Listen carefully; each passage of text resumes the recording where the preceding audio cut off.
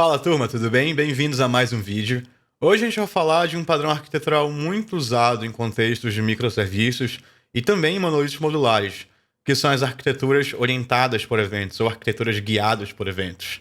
Em inglês, Event Driven Architectures. Esse tipo de arquitetura é muito usado quando você tem múltiplos serviços que precisam conversar com outros de forma assíncrona e de forma também desacoplada. Mas antes de a gente falar de Event Driven Architecture, eu acho que é importante falar também como as coisas geralmente são feitas. Então, quando você tem uma aplicação, seja baseada em microserviços ou um monolito mesmo, uma forma que você pode usar para comunicar entre componentes são mensagens.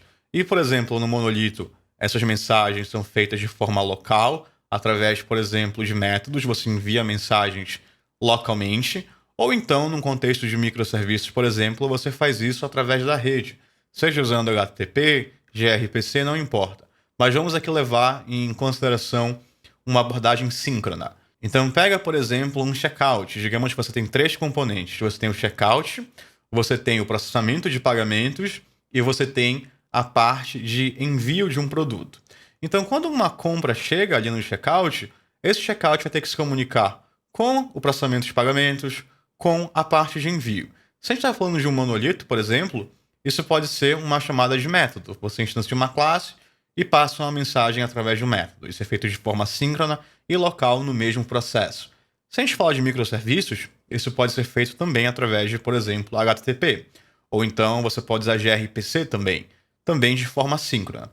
Isso é uma arquitetura baseada em envio de mensagens. Você marca uma arquitetura síncrona, onde você passa mensagens para certos componentes, recebe uma resposta e segue o fluxo. Uma outra abordagem que você pode usar tanto no monolito, mas principalmente em arquiteturas baseadas em serviços, é enviar essa mensagem, por exemplo, através de uma fila, de forma assíncrona. Então, chega uma compra ali no seu checkout, esse checkout envia uma mensagem para uma fila, mandando, por exemplo, realizar um pagamento, e depois manda outra mensagem, mandando, por exemplo, iniciar o envio desses itens. Então, apesar de ser de forma assíncrona agora, você tem um comando, você tem uma ordem, você está ordenando o componente de pagamento a fazer algo e ordenando o componente de envio a fazer outra coisa. E óbvio que existem diferenças entre essas abordagens síncronas e assíncronas, principalmente na forma de como você vai lidar com o cliente. Na versão assíncrona, você tem consistência eventual, então, por exemplo, do momento que o cliente realiza essa compra, você não vai ter resposta nem do pagamento, nem do envio imediatamente, mas isso é outro assunto. Então, o que você tem aí é comunicação de um para um. Você tem um ator mandando uma mensagem específica para um outro componente e esperando uma resposta. Quando a gente fala de uma arquitetura orientada a eventos, as coisas mudam. Ao invés de você mandar uma mensagem específica para alguém, você publica algo que aconteceu. Ao invés de você dar uma ordem, você simplesmente avisa que um evento ocorreu. Então, uma analogia aqui que eu não sei se vai prestar, mas imagina que não tem internet, não tem computadores, e alguém faz uma compra. Você está lá numa empresa, num galpão, e alguém chega para mim e compra um item. E aí eu vou lá com o pessoal do financeiro e falo, opa, essa pessoa comprou um item. Depois eu vou lá com o pessoal do envio e falo que o item foi comprado e falo o que tem que fazer. Versus alguém comprar um item e eu pegar um pôster, pregar numa parede e as pessoas irem lá ver.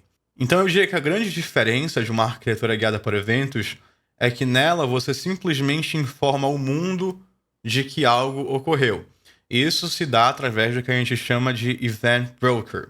Então, pegando o mesmo exemplo do checkout, alguém fez uma compra, chegou um pedido de compra, na verdade, porque a compra ainda não foi finalizada.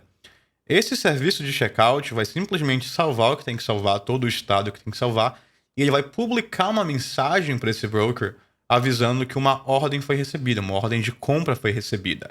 Ele não vai ordenar ninguém a fazer algo, ele não vai ordenar o serviço de pagamentos a tentar realizar um pagamento, e ele não vai ordenar o serviço de envio a iniciar o envio. Ele vai simplesmente publicar para esse broker, que é uma autoridade centralizada, é alguém que é responsável por toda essa parte de eventos, de que uma ordem foi recebida. Esse broker vai ser responsável por entender para quem ele tem que também emitir esse evento. A gente chama isso de PubSub, Publish Subscribe. Então, você tem produtores, como por exemplo o Checkout, que produz um evento, e você tem também os consumidores, que são quem se inscrevem para receber atualizações daqueles eventos. Nesse caso, por exemplo, você tem o checkout publicando um evento de que uma ordem de compra foi recebida e você pode ter, por exemplo, o processador de pagamentos se inscrevendo para ter notícias daquele evento. Toda vez que aquele evento ocorrer, ele vai ser entregue para esse outro componente. E esse outro componente vai fazer o que quiser com esse evento. Então aqui a gente tem duas coisas interessantes. Primeiro, você tem um maior desacoplamento entre componentes, porque agora o componente de checkout não tem que estar ciente de quem ele tem que entregar essa mensagem. Ele publica para o broker e o broker é responsável por entregá-la.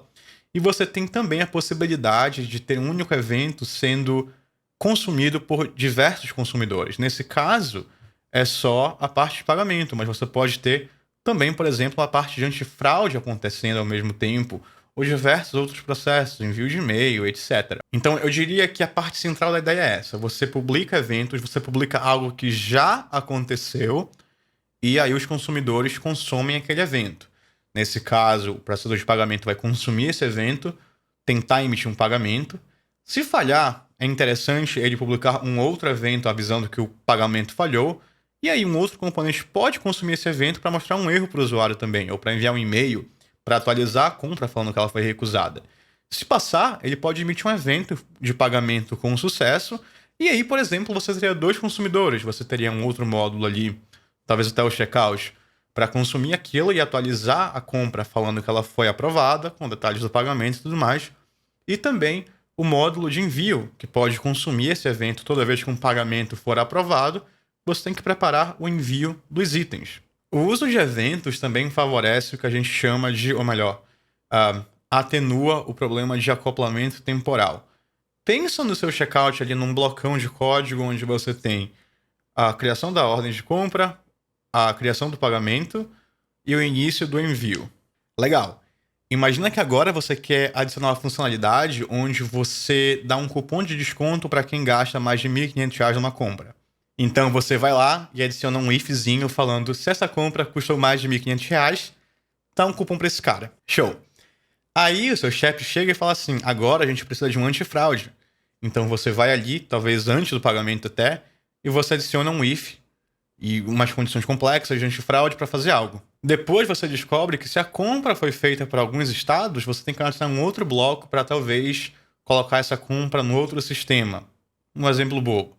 E nisso você vai criando um monte de código num blocão. E acoplamento temporal é quando você tem dependência de um código no outro, ele tem que ser feito de forma sequencial. Então, por exemplo, para você rodar o antifraude, você provavelmente precisa da ordem de compra. Para você verificar se a pessoa deve receber o cupom, você precisa da compra para saber quanto ela gastou. Óbvio que existem algumas coisas que geralmente têm que ser síncronas e faz sentido, mas existem outras que não. E uma solução para isso é emitir um evento. Se você emite o evento ali de que uma ordem de compra chegou, você vai ter o pagamento, o processador de pagamento inscrito naquele evento para tentar processar o pagamento, mas aí você pode ter também esse bloco de código que verifica se a pessoa gastou mais de R$ 1.500 como outro consumidor. Você pode ter um outro consumidor que verifica a parte antifraude. Você pode ter outro consumidor que verifica se aquela compra deve ir para um outro painel porque é um envio para um estado X. Então você desacopla isso. Agora, ao invés de ter um blocão de código, você tem um evento emitido e toda vez que você quer adicionar um novo consumidor, é simplesmente escrever ele num desses eventos. Agora, óbvio, tudo tem vantagem e desvantagem. As vantagens são essas. Você tem um desacoplamento maior, você tem uma facilidade de adicionar novos consumidores a esses eventos, você tem maior tolerância a falhas e, além disso tudo, é uma excelente forma de comunicação entre serviços. Agora, de desvantagem, você tem várias também. Primeiro, é mais complexo de implementar. Você tem mais entidades envolvidas, sejam os múltiplos serviços, assim como o broker, e são coisas que você tem que gerenciar. Você tem consistência eventual. Não necessariamente na hora que eu faço uma compra, o processador de pagamento vai atuar em cima dela, a parte antifraude, a parte de envio, talvez demore um pouco. Isso é uma característica dessa arquitetura. Você vai ter que lidar com consistência. Por exemplo, dois problemas clássicos. Digamos que eu envio essa ordem de compra.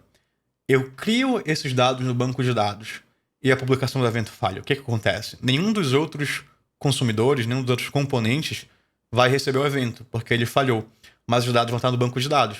Então você vai ter uma inconsistência falando da aplicação em geral. Um componente vai ter os dados dessa compra, mas os outros componentes nunca vão ter recebido o evento. Ou então, outro problema. Digamos que você consome um evento e você falha em informar o broker que você consumiu esse evento e ele manda de novo. E aí você processa um evento 2 vezes. Então, são algumas coisas que você tem que lidar na sua aplicação.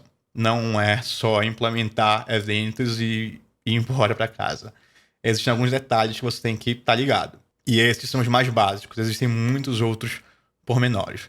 Mas, de forma geral, uma arquitetura baseada em eventos te promove bastante desacoplamento entre componentes, porque agora eles não têm mais uma conexão direta, você não tem um componente chamando o outro, você tem um componente publicando um evento e o broker mandando esse evento para os consumidores.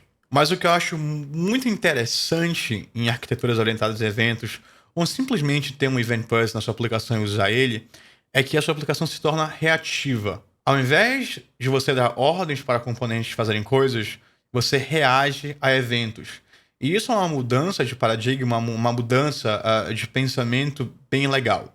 Isso abre muitas possibilidades de como processos de negócio mesmo, vão ocorrer dentro da sua aplicação. Em geral, a gente geralmente pensa em processos num bloco contínuo, onde as coisas têm que acontecer todas de uma vez e você dá uma resposta para o usuário.